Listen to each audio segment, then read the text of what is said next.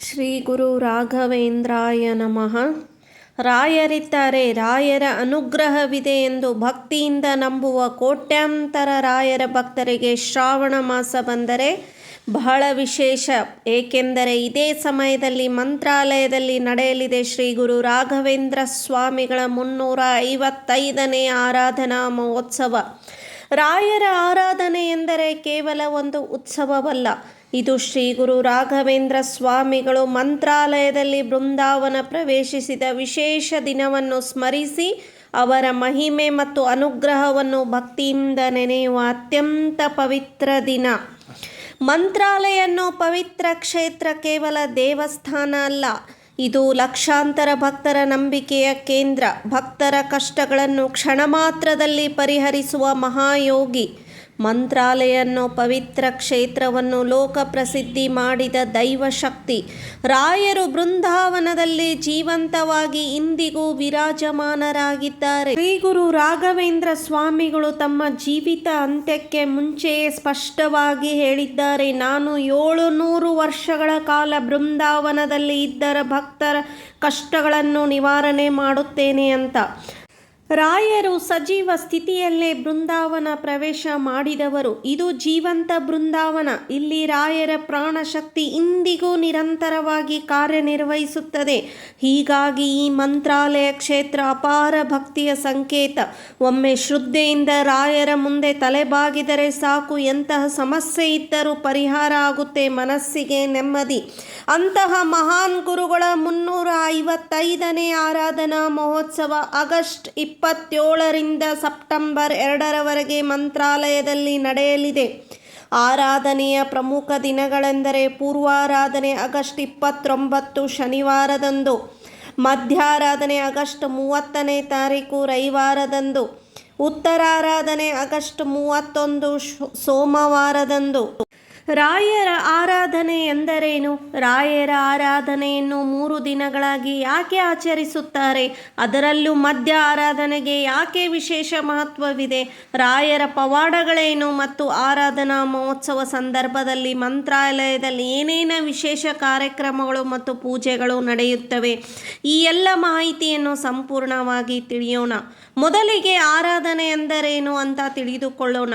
ಶ್ರಾವಣ ಶುಕ್ಲ ಪಕ್ಷದ ದ್ವಿತೀಯದಂದು 1671ರಲ್ಲಿ ಮಂತ್ರಾಲಯದಲ್ಲಿ ಶ್ರೀ ಗುರು ರಾಘವೇಂದ್ರ ಸ್ವಾಮಿಗಳು ಸಜೀವ ಸ್ಥಿತಿಯಲ್ಲಿ ಬೃಂದಾವನ ಪ್ರವೇಶ ಮಾಡಿದ ಪವಿತ್ರ ದಿನವನ್ನು ಸ್ಮರಿಸುವುದೇ ರಾಯರ ಆರಾಧನೆ. ಇನ್ನು ರಾಯರ ಆರಾಧನೆಯನ್ನು 3 ದಿನಗಳು ಆಚರಿಸುತ್ತೇವೆ. ಅವುಗಳೇ ಪೂರ್ವಾರಾಧನೆ, ಮಧ್ಯಾರಾಧನೆ, ಉತ್ತರಾರಾಧನೆ. ಹಾಗಾದರೆ ಪೂರ್ವಾರಾಧನೆ ಎಂದರೇನು? ಪೂರ್ವಾರಾಧನೆ ಎಂದರೆ ಮೊದಲು ಅಥವಾ ಮುಂಚಿನ ದಿನವು ಆರಾಧನೆಯ ಮಹೋತ್ಸವ. ಪ್ರಮುಖ ದಿನವಾದ ಮಧ್ಯ ಆರಾಧನೆಗೆ ಮುನ್ನ ನಡೆಯುವ ದಿನವೇ ಪೂರ್ವಾರಾಧನೆ.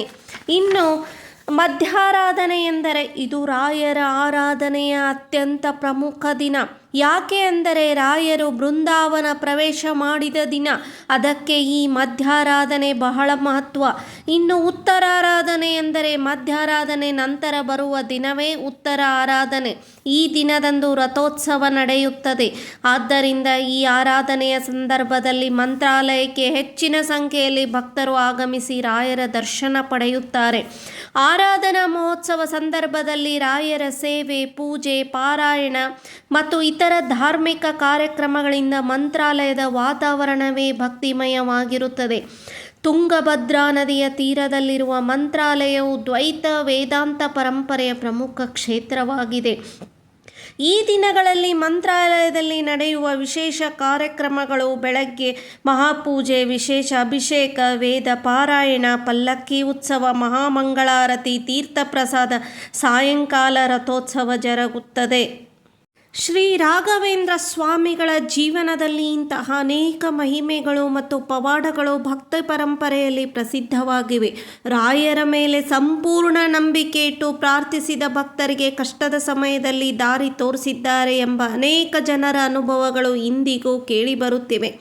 ಬಹಳಷ್ಟು ಭಕ್ತರು ರಾಯರ ಬೃಂದಾವನದ ಮುಂದೆ ತಮ್ಮ ಸಮಸ್ಯೆಗಳನ್ನು ಹೇಳಿಕೊಂಡು ಸೇವೆ ಮಾಡಿ ಪ್ರಾರ್ಥನೆ ಸಲ್ಲಿಸಿದ ನಂತರ ತಮ್ಮ ಜೀವನದಲ್ಲಿ ಒಳ್ಳೆಯ ಬದಲಾವಣೆ ಕಂಡು ಕಂಡಿದ್ದೇವೆ ಎಂದು ಹೇಳುತ್ತಾರೆ.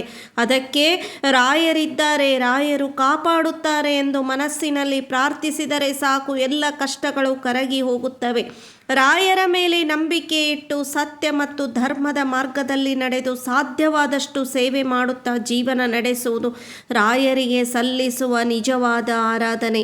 ಇನ್ನು ಆರಾಧನೆ ಸಮಯದಲ್ಲಿ ಮಂತ್ರಾಲಯಕ್ಕೆ ಹೋಗಿ ರಾಯರ ದರ್ಶನ ಪಡೆಯಲು ಸಾಧ್ಯವಾಗದವರು ಕೂಡ ಮನೆಯಲ್ಲಿ ಭಕ್ತಿಯಿಂದ ರಾಯರನ್ನು ಸ್ಮರಿಸಿ ಓಂ ಶ್ರೀ ಗುರು ರಾಘವೇಂದ್ರಾಯ ನಮಃ ಎಂದು ಜಪಿಸಬಹುದು.